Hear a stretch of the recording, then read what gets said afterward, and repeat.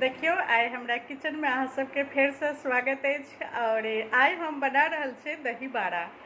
तो दही बाड़ा केना बनबै छियै से हम देखा दै छी। ओना तो सबके दही बाड़ा जते गृहिणी छथिन हुनका सबके आबिते छै, एहिमे बताबै के तो कोनो बाते नहीं रहे छै। सबके दही बाड़ा आबै छै और अपना मिथिला में तो दही बाड़ा सबके फेमस रहे छै। देखियो हम एना बनाबै छियै, ई छना रहल छियै और एके जे छै से बस स्लो आँच में बनायल जाए छै। कनि नमहर नमहर दै छियै ने, ई अपने अलग जेतै बाद में, कनिक और हेतै तखन एके पलट करबै। और ई पुदीना के चटनी बनेने छियै, एहिमे धनिया पत्ता, हरी मिर्ची, अदरक और नींबू निचोड़ देने छियै और सब मिक्स कऽ कऽ पीस दै छियै। तो ई तो बुझलिए जे दही बाड़ा जहन सजायल जाए छै था प्लेट में, तो एक ऊपर में ई चटनी देल जाए छै और ई दही चीनी और ई जीरा एहिमे दऽ कऽ एके कनि हल्का नीमक देने छियै, काला नमक पड़ै छै और काला नमक संगे कनि एके पीस दै छियै। मिक्सी जाल में सेहो पीस लियो तो बढ़िया रहै छै। और ई उड़द के दालि के दही बाड़ा बनै छै, सब गोटा के बुझले अछि। लेकिन एहिमे की छै ने, जतेक एके फेंट दियौ ने, देखियो ई जे जतेक फेंटल रहै छै ने ततेक बढ़िया रहै छै। एकरा देखियो एहिमे देबै ने, देखियो एना के अलग गेलाके जायके चाही। एना जहन अलग जाइ छै तऽ खूब नमहर नमहर ई फूलै छै, बुझलियै।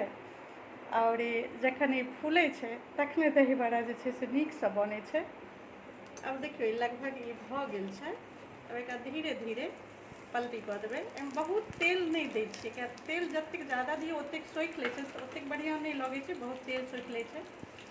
कम तेल में उल्टा पुल्टा कऽ बना लियो। फूलै के तो बस ओहिना फूलतै जहिना ई बेसी तेल में फूलै छै तहिना कमो तेल में फूलै छै, कोनो एहिमे ई नहीं छै। लेकिन बहुत तेल में छानै छै ने तऽ ई जे छै से बहुत तेल सोखि लै छै।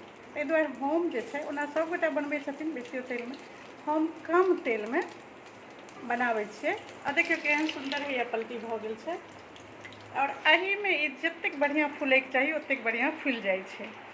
और एना जे कि ई छना जाइ छै तऽ हैया पानि छै, एहि पानि में धऽ दै छियै। पानि में नीमक और कनि काला नमक और हींग पड़ै छै।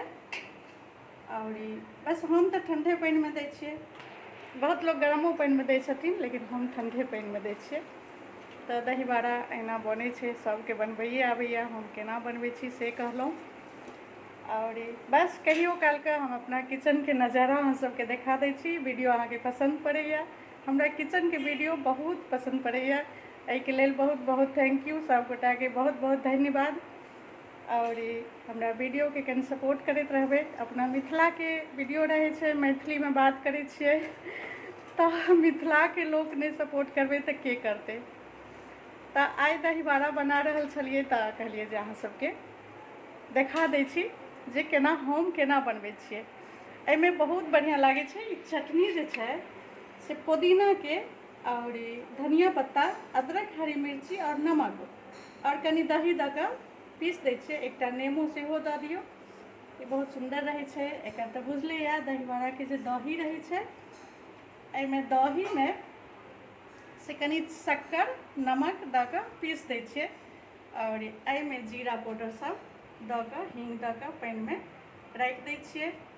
बाद में एहिमे से निकालि कऽ सीधा ई ओहिमे देल जेतै प्लेट में। ई दऽ दियौ, प्लेट के ऊपर जे दही बाड़ा के ऊपर ई दऽ दियौ, एक बाद ई दऽ दियौ और गरम गरम खाओ। तऽ अहिना बनायल जाइ छै।